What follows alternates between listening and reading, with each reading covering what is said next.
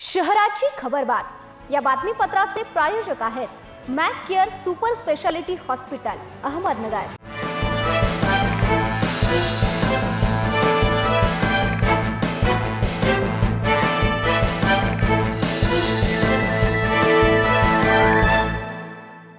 नमस्कार, मी प्रिया। आपण पाहताय न्यूज 24 सह्याद्री गिवत नगर शहरातील महत्त्वपूर्ण बातम्यांचा आढावा शहराची खबरबात या बातमीपत्रात।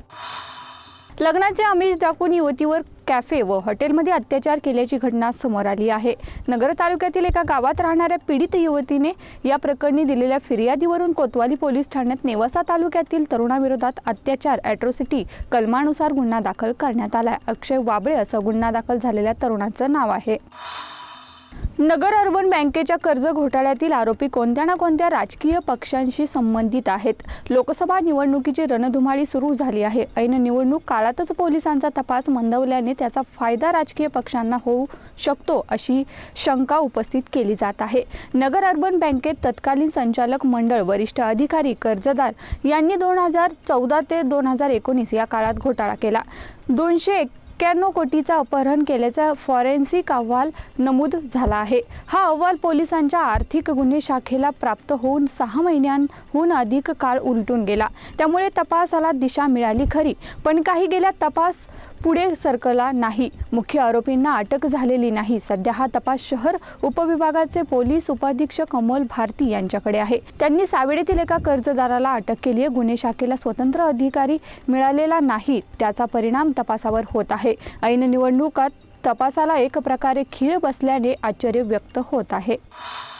तोपखाना पोलिसांनी सावेडे उपनगरातील लव बर्ड्सवर तर कोतवाली पोलिसांनी सारसनगर येथील रिच किंग कॅफेवर छापा टाकत साहित्य जप्त केलंय। या प्रकरणी कामगारांवर कारवाई करण्यात आली असून मालक फरार आहेत। पोलिसांनी कॅफेवर केलेली ही दुसरी कारवाई असल्याने आश्चर्य व्यक्त होत आहे। शहरातील चाणक्य चौक येथील रिच किंग कॅफेवर कोतवाली पोलिसांनी छापा टाकलाय। त्यावेळी छोटे छोटे कंपार्ट तयार करून त्याला बाहेरून पडदे लावले होते। अंधाऱ्या खोलीत बाकडे ठेवून मुलामुलींना बसण्यासाठी जागा उपलब्ध करून दिल्याचे आढळून आले होते। दुसरी कारवाई तोपखाना पोलिसांनी पाईपलाईन रोडवरील श्रीराम चौकातील लव बर्ड्स कॅफेवर केली।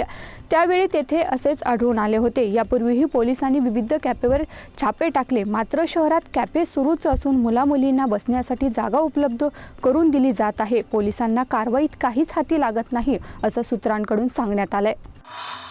शहरातील मोकाट कुत्रे पकडून त्यांचे निर्विजीकरण करणारी महापालिकेची यंत्रणा तब्बल 9 महिन्यांपासून ठप्प आहे। त्यामुळे दिवसेंदिवस मोकाट कुत्र्यांचा उपद्रव वाढतच चालला आहे। शहरात 25,000पेक्षा जास्त मोकाट कुत्रे आहेत। चौकात आणि रस्त्यावर टोळक्यांनी फिरणारी ही कुत्रे रात्री दुचाकी स्वारांना पाठलाग करतात, कधी कोणाचा चावा घेतात। कुत्र्यांच्या भीतीमुळे तर लहान मुलांना घराबाहेर सोडणेही धोक्याचं ठरत आहे। कुत्र्यांच्या बंदोबस्तासाठी मनपाकडून काहीच उपाययोजना होत नसल्याने नागरिकांमधून तीव्र संताप व्यक्त केला जातोय।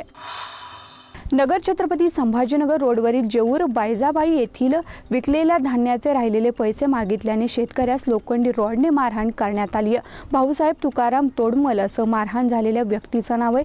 त्यांनी दिलेल्या फिर्यादीवरून एका विरोधात MIDC पोलीस ठाण्यात गुन्हा दाखल करण्यात आलाय। शहराच्या खबरबात या बातमीपत्रात इथेच थांबतोय, मात्र तुम्ही पाहत राहा न्यूज 24 सह्याद्री।